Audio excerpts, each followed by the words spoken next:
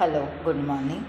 ગયા વિડીયોમાં આપણે ચેપ્ટર નંબર 2 રૂપાંતર શીખી ગયા કે સાસુ અને વહુ બંનેમાં કેવું રૂપાંતર આવે છે એ આપણે શીખી ગયા.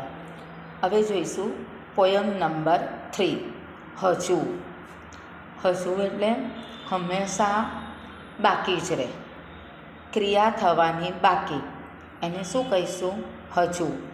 દેટ મીન્સ ભવિષ્યકાળ, હે ને? હજુ હજુ હજુ એમ વધારે વધારે વધારે એવું. કવિ છે સંજુ વાળા. પોયમમાં શું સમજાવે છે એ જોઈ લઈએ કે પ્રસ્તુત ગીતની પ્રત્યેક પંક્તિની શરૂમાં જ શબ્દ આવતો હજુ ને કારણે ગીતની સંરચના અભિવ્યક્તિની દૃષ્ટિએ અલગ તરી આવે છે.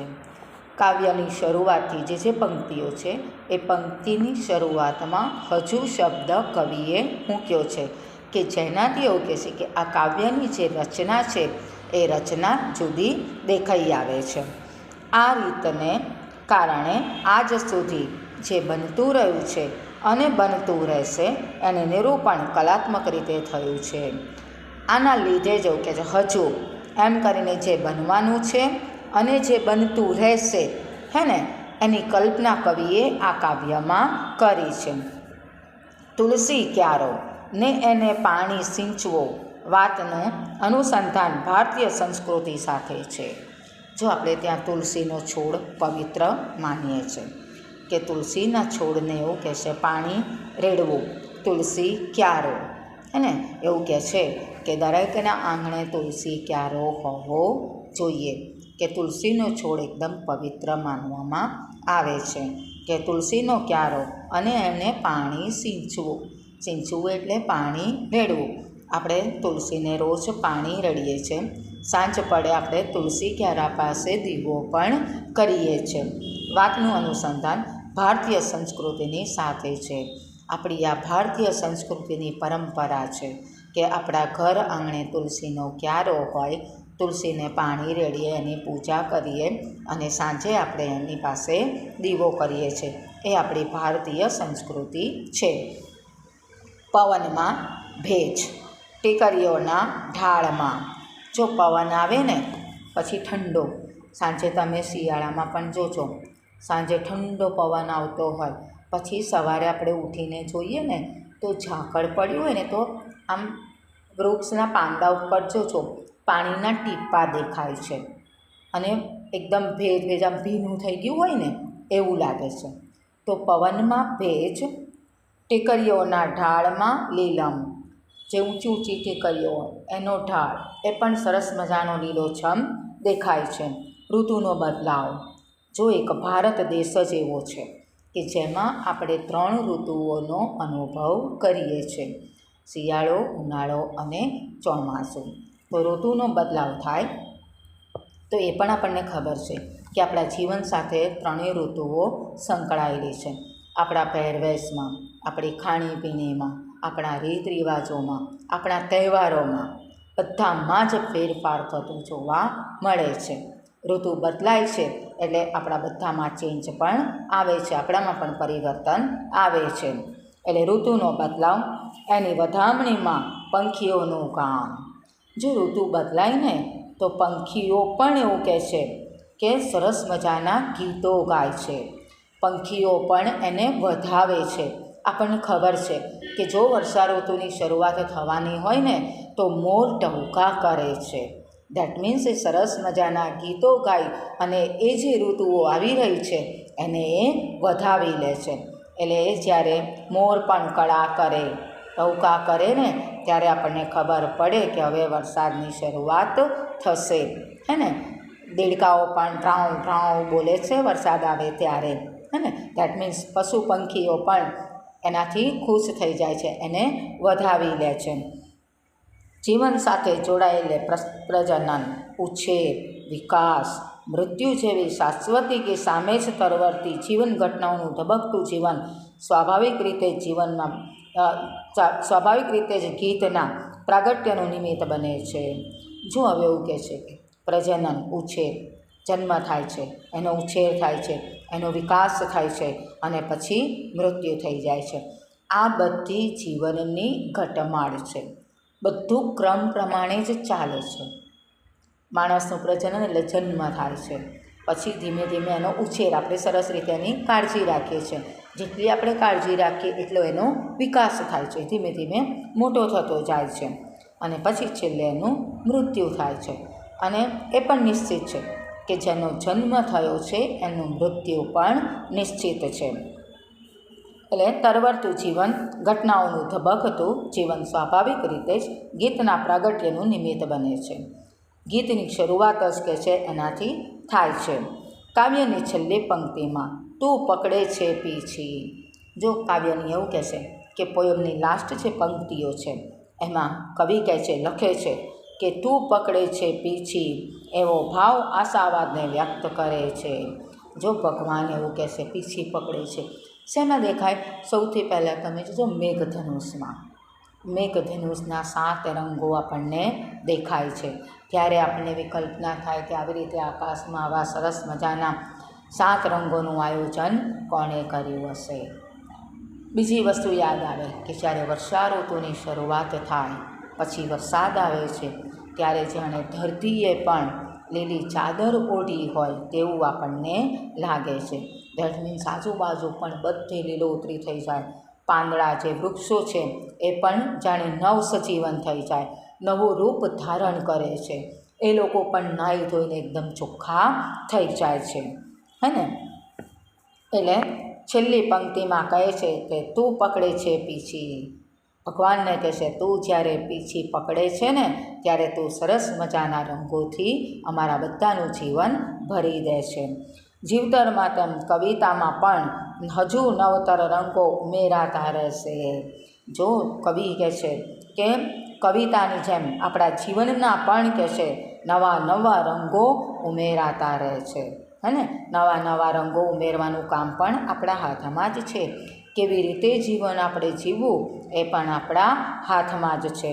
ત્યાં સુધી કવિતા ગવાતી જ રહેશે, ત્યાં સુધી કે છે આપણે બધી કાવ્યો ગાતા રહીશું. અરૂઢ શૈલી અને નાવીન્યસભર ભાષા અભિવ્યક્તિ આ ગીતનું સૌંદર્ય છે. નવીનતા પણ બતાવે છે અને એવું કહે છે કે નાવીન્યસભર, નવીનતા આપણને બતાવે છે. નવીનતાથી આ કાવ્ય ભરેલું છે, હે ને? આ ગીતનું સૌંદર્ય છે. ગીત પણ સરસ મજાનું કવિ સંજુવાળાએ લખેલું છે. કાવ્યની શરૂઆત કરીશું. હજુ પ્રભાતી સ્વર ઉઘડતા તુલસી ક્યારો સિંચી. જો હજુ પ્રભાતી સ્વર, સવારના પહોરમાં, હજુ તો એવું કહે છે, જો થવાનું બાકી છે. હજુ તો સવારના પહોરમાં સ્વર ઉઘડતા, અવાજ સંભળાતા. સવારે ઉઠીએ એટલે બધાનો કલરવ સંભળાય, પંખીઓનો. આપણે તો શહેરમાં રહીએ છીએ એટલે આપણને પંખીઓનો કલરવ સંભળાતો નથી, હે ને? તો સવારના પહોરમાં ઉઠતાની સાથે કહે છે સ્વર ઉઘડતા તુલસી ક્યારો સિંચી. સવારે ઉઠીને નાહી ધોઈને પહેલાંના લોકો તો એવું કહેવાય કે 4, 4:30 થાય ને એટલે ઉઠી જાય, વહેલા વહેલા નાહી લે, ઘરમાં કચરો વાળી નાખે, નાહી ધોઈને એવું કહે છે વહેલા ઉઠી અને તુલસી ક્યારાને પાણી રેડે છે. ઘરની સ્ત્રી હોય એ સ્ત્રી એવું કહે છે કે આ તુલસી ક્યારામાં પાણી રેડે છે. હજુ મને એ લય ગણગણવો ગમતો આંખો મીચી. આજે પણ કહે છે કે એ જે પ્રસંગ છે, એ જે ઘટનાઓ છે એ હું મનમાં ને મનમાં ગણગણતો હજુ મારી આંખ સામે એ દેખાય છે. જ્યારે હું આંખો મીચી દઉં છું ત્યારે એ જે બનાવો બની ગયા છે એ બધું મને યાદ આવે છે, મારી આંખ સામે દેખાય છે. હજુ પવનમાં ભેજ વહે છે. ચોમાસું પધ્યા પછી એવું કહે છે પવનમાં ભેજ એટલે ઠંડો પવન વાતો હોય છે. હજુ ઢાળ છે લીલા. હજુ એવું કહે છે કે ટોચ ઉપર એવું કહે છે જે ટેકરીઓ છે એ ટેકરીઓની ઢાળ મને દેખાય છે. હજુ ઋતુઓ વળાંક લઈને છેડે કંઠ સુરીલા. હજુ કહે છે કે ઋતુઓ વળાંક લે, ઋતુઓમાં જ્યારે પરિવર્તન આવે છે ત્યારે કંઠ સુરીલા જે પશુ પંખીઓ છે એ લોકોનો પણ કહે છે કે અવાજ મને સંભળાય છે. ઋતુ પ્રમાણે આપણને પણ જુદા જુદા અનુભવો થાય છે, એનો અનુભવ આપણે પણ કરીએ છીએ. હજુ કોઈ માળામાં પ્રગટે પહેલવેલું ચી ચી. હજુ માળામાં કે છે કે પેલું ચકલીનું બચ્ચું જન્મે ને તો ચી ચી ચી ચી કરતું, કારણ કે ગામડામાં આપણને આ બધા અવાજો સાંભળવા મળે છે. એટલે પહેલવેલું ચી ચી. હજુ મને લઈ ગણગણવો ગમતો આંખો મીચી. હજુ કે છે ચકલીઓનું ચી ચી સાંભળવાનું મને ગમે છે. એ અવાજ મારા કાનમાં હજુ પણ ગુંજે છે અને આંખો બંધ કરું ત્યારે એ બનાવો હજુ મને દેખાય છે. હજુ ક્યાંક આથમતી વેળે બેસી બે ત્રણ વૃદ્ધા. હજુ આથમતી વેળે એટલે સાંજના સમયે, હજુ પણ ક્યાંક સાંજના સમયે કે છે બેસી બે ત્રણ વૃદ્ધ ઘરડા માણસો બેઠા હોય. હજુ વિગતના સ્વાદ ચગડતી ખખડધજ સમૃદ્ધ.